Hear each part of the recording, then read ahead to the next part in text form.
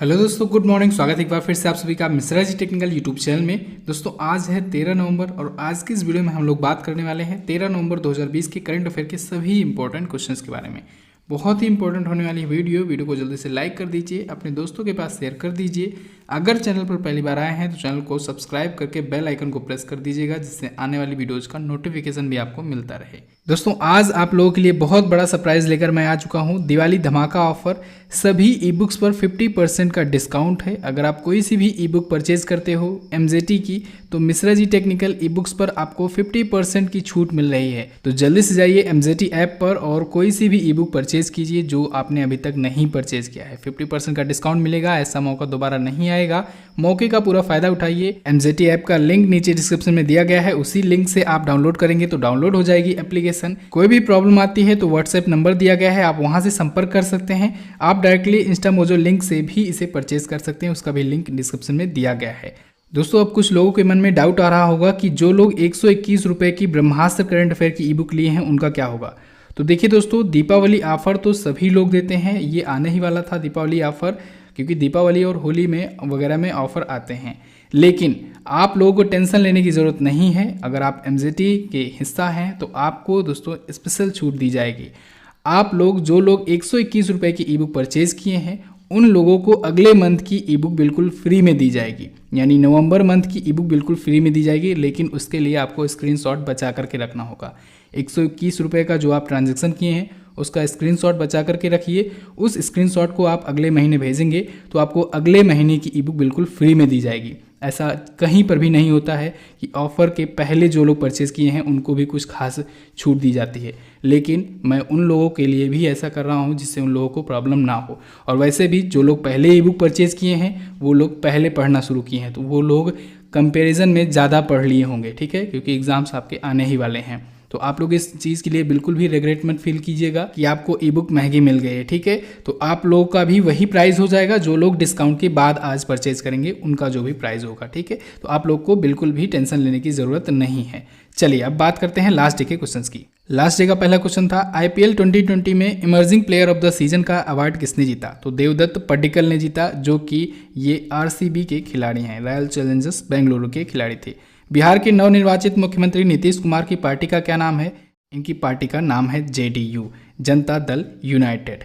चलिए बात करते हैं आज के दिन के पहले क्वेश्चन की। पहला क्वेश्चन है, हाल ही में किस राज्य के मुख्यमंत्री ने किसानों के लिए एक द्विभाषी मोबाइल ऐप सेचा समाधान लॉन्च किया। तो अभी हाल ही में दोस्तों उड़ीसा के CM नवीन पटनायक जी ने सेचा समाधान नाम से एक एप्लीकेशन लॉन्च किया है। ये बाईलैंग्वेज एप्लीकेशन है और ये किसानों के लिए लॉन्च किया गया है। किसानों की शिकायतें सुनने के लिए खास तौर पर इसे लॉन्च किया गया है। इस एप्लीकेशन के थ्रू जो किसान होंगे वो फोटोज़ या वीडियोज़ या टेक्स्ट के माध्यम से अपनी शिकायतें दर्ज करा सकेंगे, ठीक है। लेकिन इसमें मेनली देखा जाएगा सिंचाई से संबंधित शिकायतें ज़्यादा सुनी जाएंगी। तो उड़ीसा राज्य सरकार ने अभी हाल ही में सेचा समाधान नाम से एक एप्लीकेशन लॉन्च किया है। क्लियर। चलिए अब ओडिशा आया है तो ओडिशा के बारे में जानते हैं। पहले करंट पॉइंट, उसके बाद जानेंगे स्टैटिक पॉइंट्स। ओडिशा राज्य सरकार ने दोस्तों अभी हाल ही में सुमंगल पोर्टल लॉन्च किया इंटरकास्ट मैरिज के लिए, और छात्रों के लिए ओडिशा राज्य छात्रवृत्ति पोर्टल लॉन्च किया। संगीत नाटक अकादमी पुरस्कार का नाम बदलकर सुनंदा सम्मान कर दिया गया। मो विद्युत पोर्टल लॉन्च किया गया। DRDO की मैक्सिमम मिसाइल टेस्टिंग यहीं पर होती है ओडिशा के बालासोर में। इस पर मैंने आपको एक वीडियो दी हुई है, आप देख सकते हैं। अगले 3 वर्षों तक राष्ट्रीय रग्बी टीम का प्रायोजन दोस्तों स्पॉन्सर करने वाला है ओडिशा। सुजल योजना स्वच्छ पेयजल से संबंधित है, ओडिशा राज्य सरकार की योजना है। ओडिशा ने अभी हाल ही में ओडिशा पर्यटन को प्रमोट करने के लिए ओडिशा बाई रोड कैंपेन शुरू किया था। गरिमा योजना भी ओडिशा ने शुरू किया, और ओडिशा ने ही अभी हाल ही में वैतरणी लघु जल विद्युत परियोजना शुरू किया था। इसके साथ ही ओडिशा राज्य सरकार ने अभी हाल ही में राज्य वन्य जीव बोर्ड का पुनर्गठन किया था। अब बात करते हैं ओडिशा से स्टैटिक पॉइंट्स की। भुवनेश्वर यहाँ की राजधानी है। ओडिशा देख लीजिए मैप में ये रहा। नवीन पटनायक जी बीजू जनता दल पार्टी से यहाँ के हैं चीफ मिनिस्टर, 5 बार लगातार ये रहे chief minister. Governor professor Ganeshi Lal ji हैं। नंदन कानन वन्यजीव अभ्यारण्य और सिमलीपाल अभ्यारण्य यहीं पर है। चंदका हाथी बिहार भी है ओडिशा में ही। सिमलीपाल अभ्यारण्य से एक और क्वेश्चन आया था, एक अभी ब्लैक टाइगर देखा गया था, ठीक है, काला टाइगर देखा गया था, काला शेर देखा गया था सिमलीपाल अभ्यारण्य में। उड़ीसा की अगर हाईकोर्ट की बात करें, उड़ीसा हाईकोर्ट के चीफ जस्टिस हैं मोहम्मद रफ़ीक। कौन है? मोहम्मद रफ़ीक। उड़ीसा अपना बॉर्डर किससे शेयर करता है? उड़ीसा अपना बॉर्डर दोस्तों ये आंध्र प्रदेश से और छत्तीसगढ़ से, झारखंड से और पश्चिम बंगाल से शेयर करता है। उड़ीसा दोस्तों 1 अप्रैल को मनाता है उत्कल दिवस या उड़ीसा स्थापना दिवस, इसे भी आपको याद रखना है। चिल्का झील यहीं पर है, भारत की सबसे खारे पानी की झील। नेक्स्ट, हाल ही में किस देश ने यूएई को लगभग $23 बिलियन के रक्षा बिक्री समझौते को मंजूरी दी है? तो अभी हाल ही में अमेरिका ने, यूनाइटेड स्टेट्स ऑफ अमेरिका ने दोस्तों यूएई को, यूनाइटेड अरब अमीरात को $23 बिलियन के रक्षा बिक्री समझौते की मंजूरी दे दी है। ये लगभग 23 है, एग्जैक्ट अगर डाटा की बात की जाए तो 23.37 बिलियन डॉलर। बिलियन डॉलर मतलब अरब डॉलर। तो इतने की एडवांस डिफेंस इक्विपमेंट्स और कैपेसिटीज़ वगैरह बिक्री करेगा अमेरिका, किसको? यूएई को, संयुक्त अरब अमीरात को। क्लियर? अब इसमें कौन कौन से डिफेंस इक्विपमेंट शामिल होंगे? जैसे F-35 लाइटनिंग जेट हो गया, MQ-9B ड्रोन हो गया, ड्रोन मतलब ह्यूमनलेस एयर सिस्टम, ठीक है, और भी कई बड़े बड़े हथियार हो गए, air to air, air to surface attack करने के लिए। तो इन सबको अमेरिका बेचेगा यूएई को। क्लियर है? अब देखिए, अभी तक क्या हो रहा था कि यूएई और इजराइल, इन दोनों में विवाद चल रहा था, तो इजराइल की आपत्ति की वजह से अमेरिका इसको सेल नहीं कर पा रहा था। लेकिन आपको याद होगा डोनाल्ड ट्रंप ने मध्यस्थता करके इजराइल और यूएई में समझौता करा दिया था, शांति समझौता कराया था, ठीक है। शांति समझौता करने वाला पहला खाड़ी देश बना था वो, और उसके बाद से अब अमेरिका उसको सेल कर रहा है। ये है बिजनेस। उसी टाइम मैंने बोला था ना आपको कि बिना अमेरिका अपना फ़ायदा देखे कुछ नहीं करता है। अब देखिए यूएई को ही क्यों बेचा? क्योंकि दोस्तों ईरान के खिलाफ खड़ा करना है मजबूत किसी को, ठीक है। ईरान के खिलाफ यूएई को और ज़्यादा मजबूत कर रहा है, इस वजह से यूएई को ये सप्लाई किया है हथियार, ठीक है, डोनाल्ड ट्रंप की अध्यक्षता में। अभी डोनाल्ड ट्रंप दोस्तों 20 जनवरी तक रहेंगे राष्ट्रपति। और एक बहुत ही मशहूर शेर है, हम तो डूबेंगे सनम।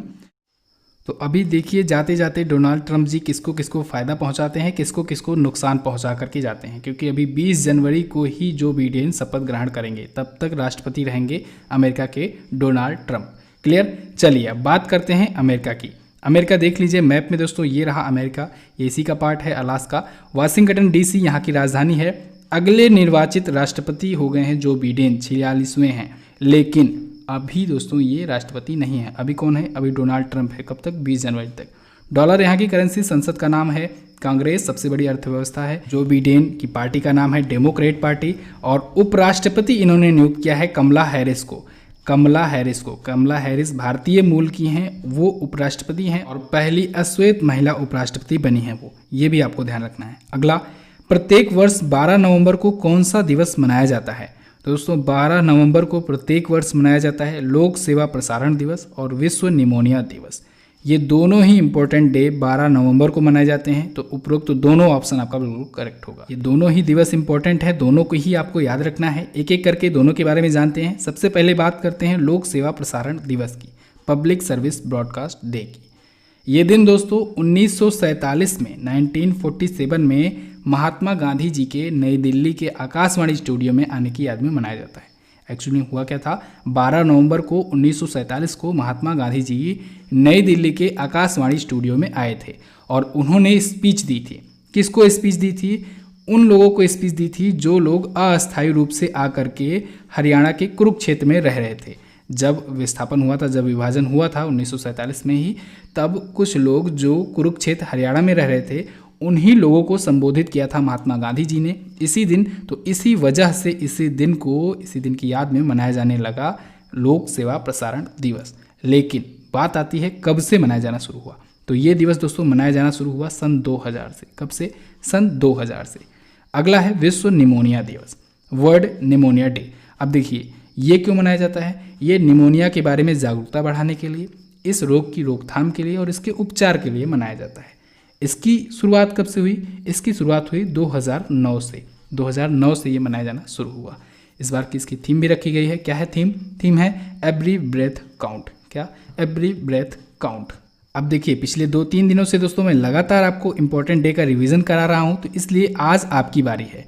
लिखिए कमेंट बॉक्स में नवंबर मंथ के जितने भी इंपॉर्टेंट डेज आए हैं लिख डालिए। अगर थीम याद हो तो थीम भी लिख दीजिए। चलिए नेक्स्ट बात करते हैं। अगला है, हाल ही में किस देश के प्रधानमंत्री खलीफा बिन सलमान अल खलीफा का निधन हो गया?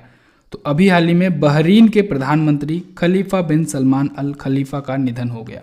ये दोस्तों दुनिया में सबसे अधिक समय तक कार्यकाल वाले प्रधानमंत्री थे। बहरीन के ही नहीं, दुनिया में भी सबसे लंबा कार्यकाल का रिकॉर्ड इन्हीं के नाम था, बहरीन के प्रधानमंत्री खलीफा बिन सलमान अल खलीफा का। 1971 में इन्होंने अपना पद संभाला था और तब से अभी तक थे वहाँ के प्रधानमंत्री बहरीन के। तो अब इनका निधन हो गया है 84 वर्ष की उम्र में। अब इनके बाद कौन बने प्रधानमंत्री? इनके ही क्राउन प्रिंस जो थे सलमान बिन हमद अल खलीफा। कौन? सलमान बिन हमद अल खलीफा, वो बन गए हैं नए प्रधानमंत्री बहरीन के। इसे भी याद रखिएगा। चलिए, बहरीन आया है तो वर्ल्ड मैप में देख लेते हैं बहरीन है कहाँ पर। देखिए दोस्तों, सबसे पहले ये रहा हमारा प्यारा भारत। यहाँ से हम लोग आएंगे खाड़ी देशों की तरफ। खाड़ी देशों के बारे में एक बार मैंने आपको बताया था, ठीक है। यहाँ पर है गल्फ की खाड़ी, ये पार्सियन खाड़ी है, ठीक है। तो खाड़ी जो है उसके आसपास के जो देश हैं वो खाड़ी देश हुए। यहीं पर आपको कतर के पास में छोटा सा देश दिख जाएगा बहरीन, यहाँ पर, ठीक है। ये है बहरीन देश। ये यहाँ की राजधानी है मनामा। ये इधर कतर है, इधर सऊदी अरब है बड़ा सा। बहरीन की मुद्रा क्या होती है? यहाँ की मुद्रा होती है बहरीनी डॉलर। क्या? Bahraini dollar. और नए प्रधानमंत्री का नाम मैंने आपको बताया, Salman bin Hamad Al Khalifa. Clear? अगला क्वेश्चन है, हाल ही में किसने माझी भींत नामक पुस्तक का विमोचन किया? तो अभी हाल ही में भगत सिंह कोश्यारी जी ने माझी भींत नामक पुस्तक का विमोचन किया है। माझी भींत का मतलब होता है मेरी दीवार। क्या? मेरी दीवार। अच्छा, इसके लेखक कौन है? इसके लेखक हैं राजेंद्र दर्डा। कौन? राजेंद्र दर्डा ने लिखा है इस पुस्तक को। और लॉन्च किसने किया, विमोचन किसने किया? भगत सिंह कोश्यारी जी ने। भगत सिंह कोश्यारी कौन है? ये महाराष्ट्र और गोवा के वर्तमान में राज्यपाल हैं, गवर्नर हैं। गोवा का अतिरिक्त प्रभार इनको मिला हुआ है, महाराष्ट्र के ये गवर्नर हैं। क्लियर? तो इन्होंने राजेंद्र दर्दा द्वारा लिखित पुस्तक माझी भींत का विमोचन किया है। राजेंद्र दर्दा दोस्तों महाराष्ट्र के पूर्व शिक्षा मंत्री हैं। अब चलिए, ये है पुस्तक और लेखकों से रिलेटेड क्वेश्चन, तो हम लोग रिवीजन करते हैं और देखते हैं पिछले दिनों में कौन कौन सी पुस्तकें आई थी, उनके लेखक कौन कौन हैं। तो दोस्तों, एक पुस्तक बहुत ही चर्चे में रही, pandemonium the great Indian banking tragedy. इसको लिखा तमाल बंदोपाध्याय ने। एक और उपन्यास आया था चर्चे में, Rasathi the other side of transgenders. इसको लिखा शशिंद्रन कल्लिकेल ने। बाय बाय कोरोना नाम की एक पुस्तक आई जिसको विमोचन जिसका किया आनंदीबेन पटेल जी ने, जो कि यूपी और एमपी की वर्तमान में गवर्नर हैं। एमपी का अतिरिक्त प्रभार इनको मिला हुआ है। टिल वी विन ये पुस्तक लिखा रणदीप गुलेरिया जी ने, जो कि एम्स के डायरेक्टर हैं। Your best day is today ये अनुपम खेर ने लिखा, जो कि अभिनेता हैं। माझी भींत ये राजेंद्र दर्डा ने लिखा, जो कि महाराष्ट्र के पूर्व शिक्षा मंत्री हैं। क्लियर? बिल्कुल। तो ये आपको याद रखना है, कुछ इंपॉर्टेंट बुक्स और लेखक हैं। दोस्तों, आप लोग वीडियो को लाइक ज़रूर कर दिया करो। आप लोग लाइक नहीं कर रहे हो आजकल। वीडियो पसंद आया करे तो लाइक कर दिया करो। आप लोग वीडियो देखते हो और भूल जाते हो लाइक करना। लाइक करोगे तो थोड़ा सा हमारा भी मोटिवेशन बढ़ा रहेगा। और चैनल को भी सब्सक्राइब कर लो अगर अभी तक नहीं किए हो तो। चलिए बात करते हैं अगले क्वेश्चन की। हाल ही में कहाँ पर दूसरे विश्व स्वास्थ्य एक्सपो का उद्घाटन किया गया? तो अभी हाल ही में दोस्तों वुहान शहर में। वुहान शहर चाइना का है। चाइना के हुबेई प्रांत की राजधानी है वुहान। वहीं पर दूसरा विश्व स्वास्थ्य एक्सपो का उद्घाटन किया गया है। कब? 11 नवंबर को। 11 नवंबर को किया गया है। किस उद्देश्य से किया गया है दोस्तों? वुहान शहर को city of global health industry बनाने के उद्देश्य से। किससे? City of global health industry यानी वैश्विक स्वास्थ्य उद्योग का शहर बनाने के उद्देश्य से ही ये आयोजन वहाँ पर किया गया है। इस साल के एक्सपो में दोस्तों ग्लोबल हेल्थ इंडस्ट्री में सबसे लेटेस्ट साइंस और टेक्नोलॉजी पर फोकस किया जा रहा है। तो चाइना के वुहान शहर जहां से कोरोना वायरस आया था, याद होगा आपको, ठीक है। सबसे पहले कोरोना वायरस का मामला कहां देखा गया था? चाइना के इसी वुहान शहर में देखा गया था। तो वहीं पर दूसरा विश्व स्वास्थ्य एक्सपो का उद्घाटन किया गया है। ओके, ये चाइना का शहर है। चाइना से रिलेटेड आपको एक क्वेश्चन तो याद ही होगा, अभी हाल ही में चाइना ने 6G सैटेलाइट लॉन्च की है, दुनिया की पहली 6G सैटेलाइट, याद होना चाहिए। चाइना देख लीजिए मैप में, ये रहा चाइना। बीजिंग यहाँ की राजधानी है। रैन में भी युआन यहाँ की है करेंसी। संसद का नाम होता है पीपुल्स कांग्रेस। विशेषता सर्वाधिक जनसंख्या है। मंदारिन या मानक चीनी है यहाँ की राजभाषा। और सबसे बड़ा नगर है संघाई। यहाँ के प्रेसिडेंट शी जिनपिंग हैं। चलिए नेक्स्ट बात करते हैं। अगला है, हाल ही में कार्यवाहक अमेरिकी रक्षा सचिव के नए चीफ ऑफ स्टाफ कौन बने? तो दोस्तों अभी हाल ही में अमेरिका के नए कार्यवाहक रक्षा सचिव जो कि हैं क्रिस मिलर, इनके नए चीफ ऑफ स्टाफ नियुक्त किए गए काश पटेल। काश पटेल दोस्तों भारतीय मूल के हैं, इस वजह से यहाँ से क्वेश्चन हो जाता है इंपॉर्टेंट। काश पटेल का एक्चुअल में रियल नाम है कश्यप प्रमोद पटेल। क्या नाम है? कश्यप प्रमोद पटेल, तो ये भारतीय मूल के हैं और इनको बनाया गया है क्रिस मिलर का नया चीफ ऑफ स्टाफ। ओके, अभी हाल ही में दोस्तों क्रिस मिलर को नया कार्यवाहक अमेरिकी रक्षा सचिव भी बनाया गया है। डोनाल्ड ट्रंप ने अभी हाल ही में मार्क एस्पर को रक्षा सचिव पद से हटा दिया और क्रिस मिलर को नया कार्यवाहक रक्षा सचिव नियुक्त किया है। ठीक है, मैंने अभी आपको एक बताया शुरुआत में 20 नवंबर तक ये रहने वाले हैं डोनाल्ड ट्रंप, तो काफ़ी कुछ चेंज करके जाएंगे, काफ़ी लोगों के लिए फ़ायदा पहुंचा के जाएंगे, काफ़ी लोगों के लिए नुकसान पहुंचा करके जाएंगे। काश पटेल के बारे में बात करें तो ये जेन स्टीवर्ट की जगह लेंगे। किसकी जगह? जेन स्टीवर्ट की जगह लेंगे, इससे पहले जेन स्टीवर्ट थे। ओके, नेक्स्ट बात करते हैं। अगला है, हाल ही में भारतीय नौसेना ने किस नाम से 5वीं स्कॉर्पियन पनडुब्बी लॉन्च किया? तो अभी हाल ही में इंडियन नेवी ने दोस्तों वजीर नाम से, किस नाम से? वजीर नाम से 5वीं स्कॉर्पियन पनडुब्बी या सबमरीन को लॉन्च किया या कमीशन किया। कमीशन करना मतलब नौसेना में शामिल करना। इस सबमरीन की खासियत यह है दोस्तों कि ये एंटी सबमरीन युद्ध, यानी कि किसी और की सबमरीन को जब नष्ट करना हो उसके लिए, एंटी सरफेस वारफेयर के लिए, माइंस बिछाने के लिए, खुफिया जानकारियां कलेक्ट करने के लिए और भी ऐसे रिलेटेड मिशंस के लिए ये कैपेबल है वजीर जो है। इसका नाम वजीर क्यों पड़ा? इसका नाम वजीर इसलिए रखा गया दोस्तों क्योंकि हिंद महासागर में एक शिकारी मछली है वजीर, तो वजीर या वागीर जिसे कहते हैं। ठीक है, तो उसी के नाम पर इसका भी नाम रखा गया है वजीर। अब देखिए, भारत में दोस्तों जो 6 कलवरी सीरीज बन रही हैं उसी का ये एक हिस्सा है वजीर। ठीक है, कलवरी सीरीज का ही एक हिस्सा है। कलवरी सीरीज को बना कौन रहा है? फ्रांसीसी कंपनी है एक, DCNS। कौन? DCNS, याद रखिएगा, बहुत इंपॉर्टेंट है। फ्रांसीसी कंपनी DCNS के द्वारा इसे बनाया जा रहा है, जो कि भारतीय नौसेना के प्रोजेक्ट 75 का हिस्सा है। किसका? प्रोजेक्ट 75 का हिस्सा है वजीर। तो इसको अभी हाल ही में कमीशन किया गया है। कहाँ पर कमीशन किया गया? साउथ मुंबई के मझगांव डकयार्ड में। क्लियर? नेक्स्ट बात करते हैं। अगला है, वर्ष 2019 में राष्ट्रीय जल पुरस्कार में शीर्ष राज्य कौन सा है? तो दोस्तों अभी हाल ही में वर्ष 2019 का राष्ट्रीय जल पुरस्कार दिया गया। किसके द्वारा? हमारे उपराष्ट्रपति एम वेंकैया नायडू जी के द्वारा। इसमें दोस्तों शीर्ष राज्य यानी टॉप पर स्टेट बना है तमिलनाडु। इसको राष्ट्रीय जल पुरस्कार में सर्वश्रेष्ठ राज्य का पुरस्कार दिया गया है। सेकंड पर है महाराष्ट्र और थर्ड पर है राजस्थान। तो उपराष्ट्रपति एम वेंकैया नायडू जी ने वर्ष 2019 का, इसे याद रखिएगा, ये 2019 का दिया गया है राष्ट्रीय जल पुरस्कार। ठीक है, अच्छा, आयोजन किसने किया था इस इवेंट का? तो इस इवेंट का आयोजन दोस्तों किया गया था जल शक्ति मंत्रालय के द्वारा, जल संसाधन विभाग के द्वारा और नदी विकास एवं गंगा कायाकल्प के द्वारा। तो 11 और 12 नवंबर को वर्चुअल तरीके से आयोजन हुआ और तमिलनाडु स्टेट को राष्ट्रीय जल पुरस्कार 2019 में शीर्ष राज्य चुना गया है। नेक्स्ट बात करते हैं, चीन में आयोजित ITTF महिला विश्व कप टेबल टेनिस 2020 का खिताब किसने जीता? तो अभी हाल ही में चेन मेंग ने जीता है दोस्तों ITTF महिला वर्ल्ड कप टेबल टेनिस 2020।